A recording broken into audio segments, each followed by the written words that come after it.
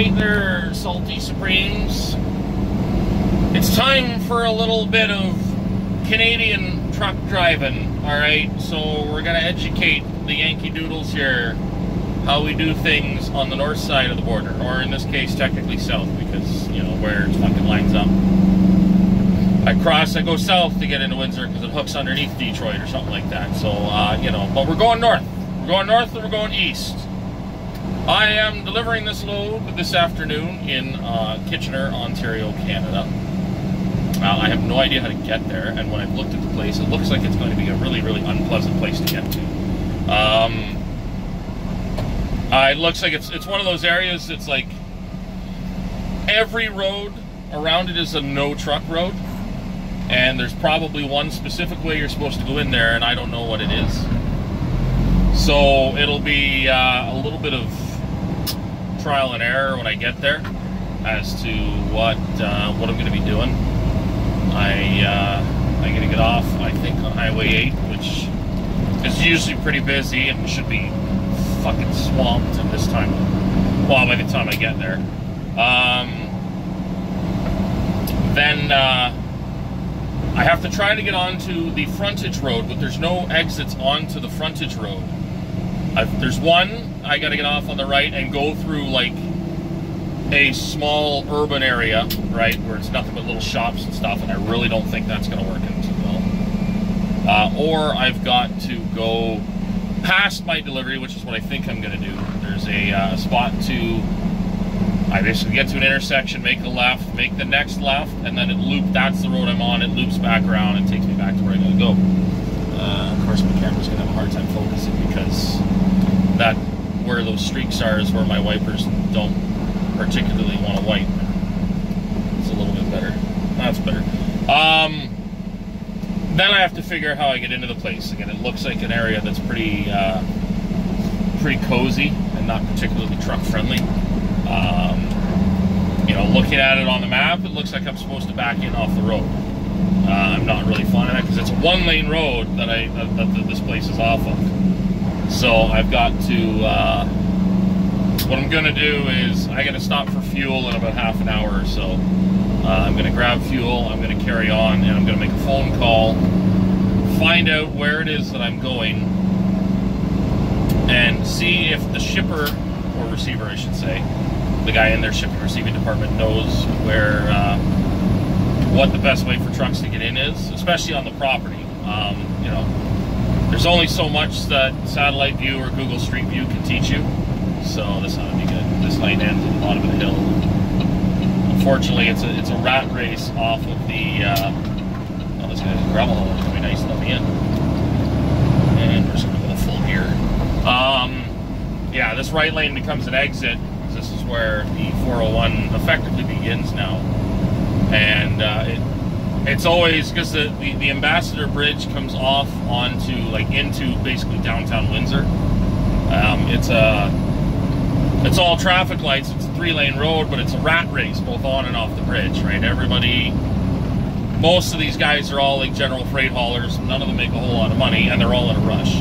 So they all typically, you know, they race around each other to get on the bridge. Technically going onto the bridge, the middle lane is the designated truck lane, right? If you're in a big truck, you're supposed to be in that middle lane.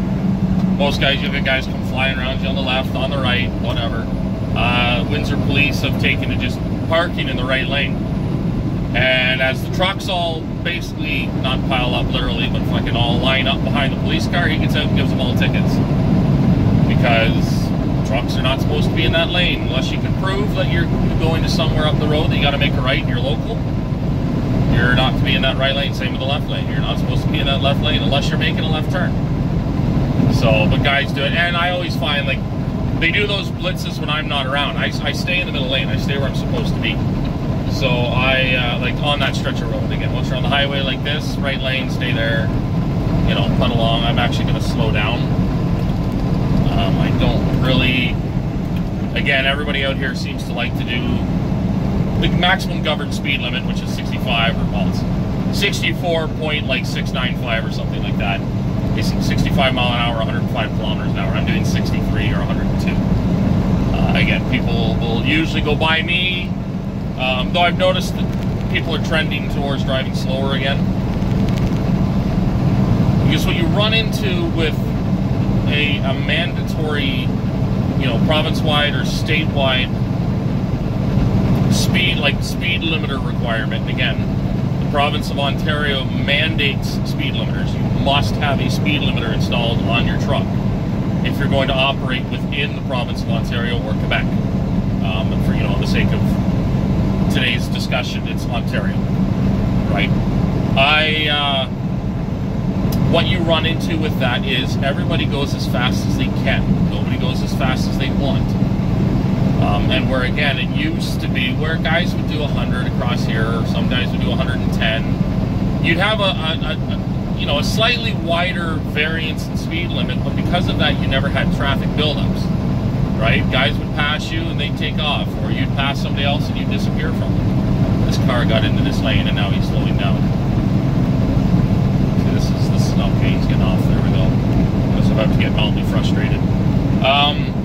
Now, because the governed speed limit is what it is, everybody, well, I should say everybody, a large percentage of truck drivers run right at that speed limit because, oh God, I can't go any faster, I'm not going to make up any lost time, I gotta go. So everybody goes, and that posted speed limit is 5 kilometers an hour, or roughly 2.5, 3 miles an hour over the speed limit anyways, right? The posted speed limit on pretty much all large Canadian highways like this is 100 kilometers an hour, which is 62 miles an hour. Signs out here will tell you otherwise. When you first come onto the highway, it says think metric. 100 kilometers an hour equals 60 miles an hour, and that's actually like 90, 98.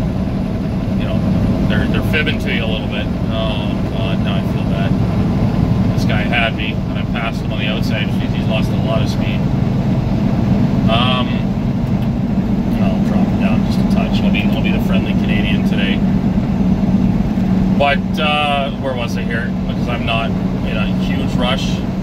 I thought I was going home tonight. I just got off the phone with my dispatch. They're going to have me do a short run to Illinois tomorrow, which is fine, because that's more money. So I'm going to, they want me to actually physically deliver this load, which is good, because I forgot my female coupler in the back of the trailer and it's sealed. And if I break the seal to get my coupler back, when the next guy delivers the trailer, they're going to say, we don't want it, you don't have a seal on the back. That's not good.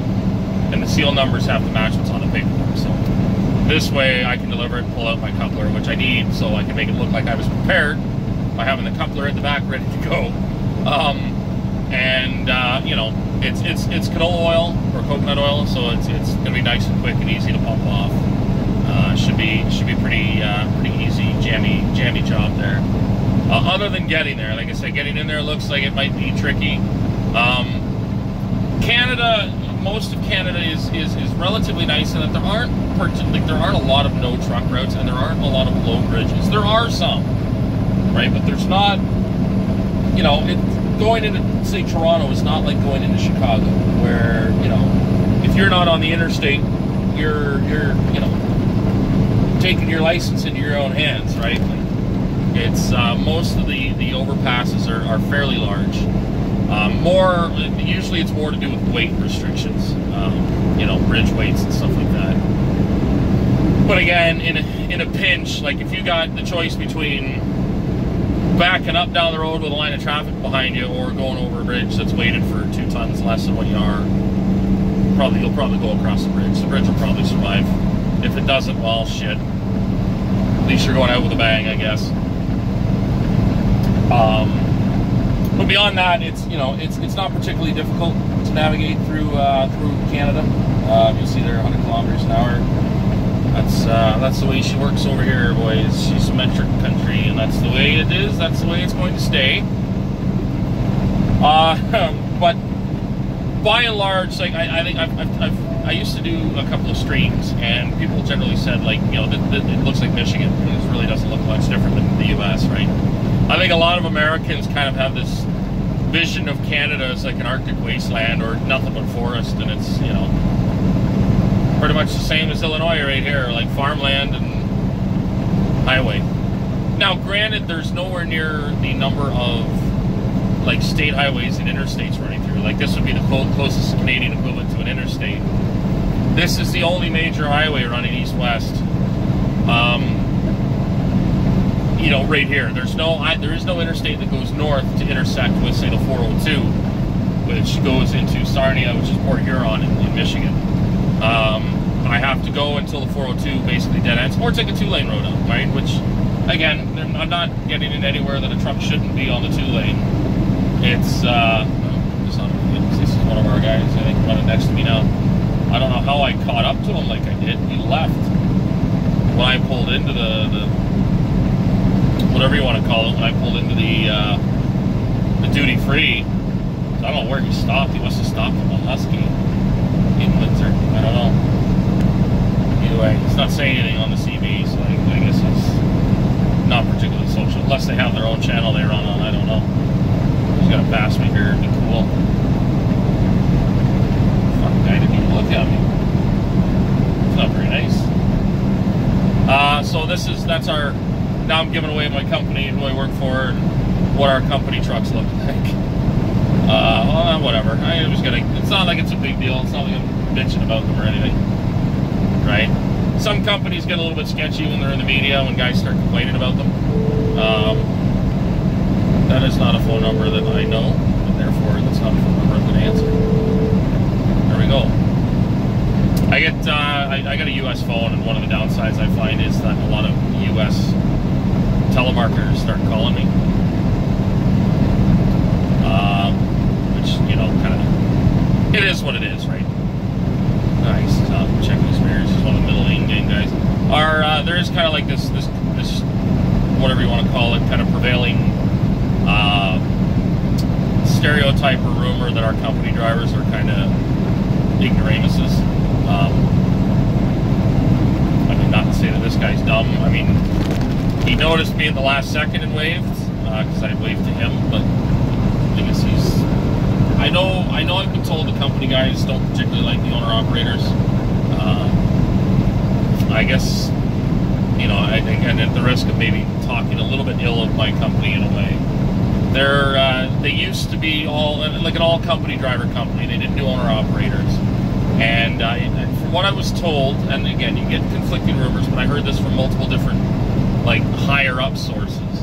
The company used to be a seniority-based dispatch, right? So you've been here for longer, you get your choice of the jam of your freight. New guys get whatever's left, right?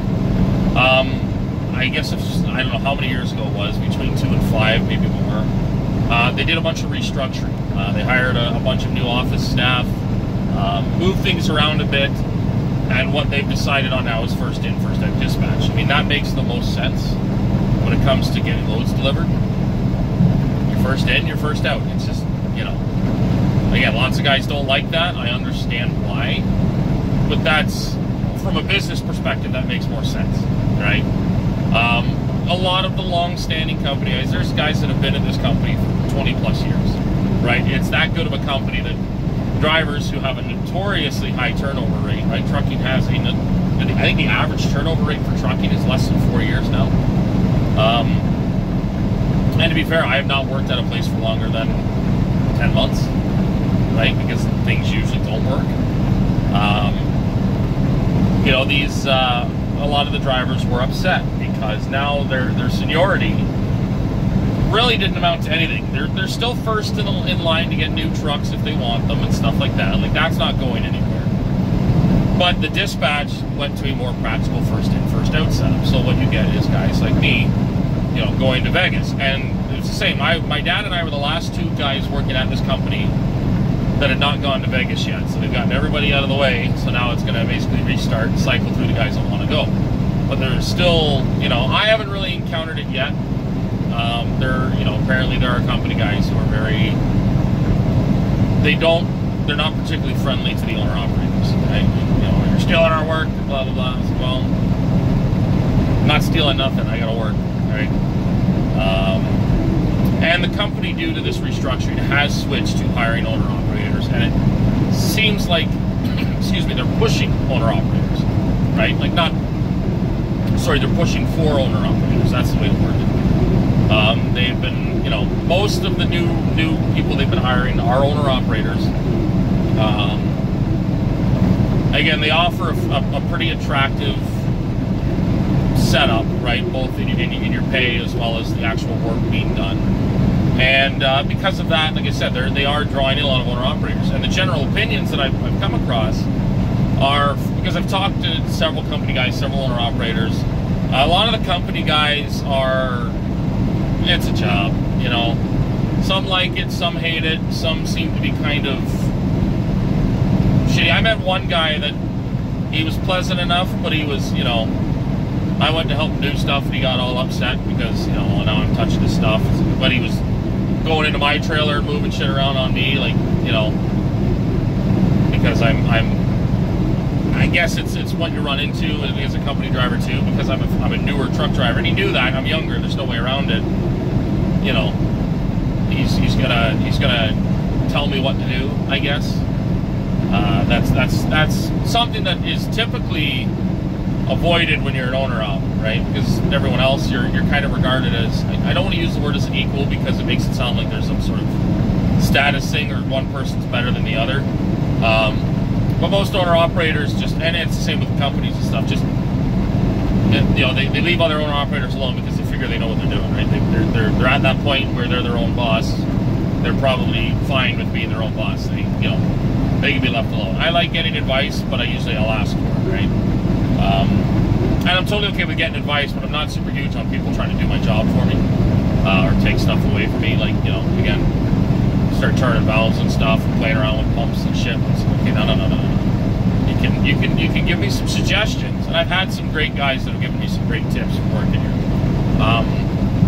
But you know, there are, like, for a lot of the company guys, like I said, it's anywhere from, you know, the newer company guys seem to really like it. The few that I've talked to that are signed up around the same time I did, they seem to be really happy.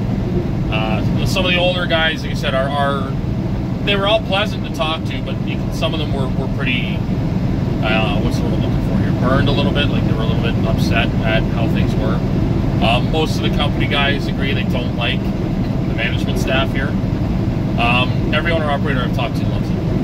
Absolutely loves it. So they haven't made this much money since before deregulation, and they love the staff. Like I said, the driver that I spoke with the other night, one of the owner-operators, the first guy I met who does not like our operations manager.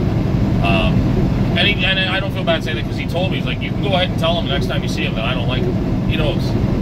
So I don't care, you know, I don't care either. If he knows you don't like him, what's the point of me telling him you don't like him, you know what I mean? I didn't say that, I wasn't going to be that big of a dick, but, you know, I don't feel so bad. You know, I'm not going to mention the guy by name or any of that nonsense, but he's the only guy I've spoken to so far that doesn't like the way things are run here.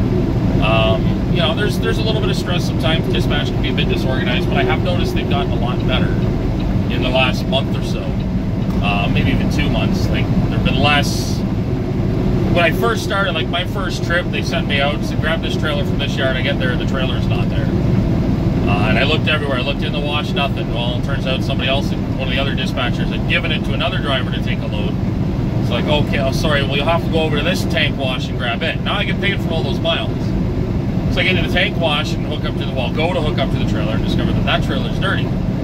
But the tank wash had told our company that that trailer was clean. So now I've got to sit and wait for that trailer to be washed because there are no other available ones to do the load. Because there are some places, it's a kind of a difficult balancing act. And in a way, it's why I don't get wound up with our dispatchers when stuff like that happens. You're relying on people that don't, you know, your success isn't really important to them, right? Like it's no different than a shipper receiver kind of relying on me to show up on time. Like well, not even, well, I mean, they pay me. But beyond trying to make them happy, you know, there's really not that huge of a reason for me to cater to their whim, right? I'm going to check my elo here. I mean, I got 5 Yankee Doodle hours, which means I've got 7 hours to get there, deliver, try to get back out this way. The load won't load. I got to reload again, and it loads tomorrow. So, and I'm not loading it, they're loading it for me from the sounds of things, so I just got to show up, pick the load up. I'm going to get to Franklin Park, Illinois for 7 a.m.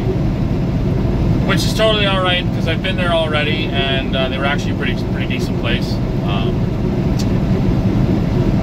I'm going to, they want scale tickets, though I'm surprised they didn't bug me for a scale ticket, but I'll get them a scale ticket from, they want a cat scale ticket, right? So they recommend going to this particular scale that is near where their yard is, but that's in downtown Chicago. All right.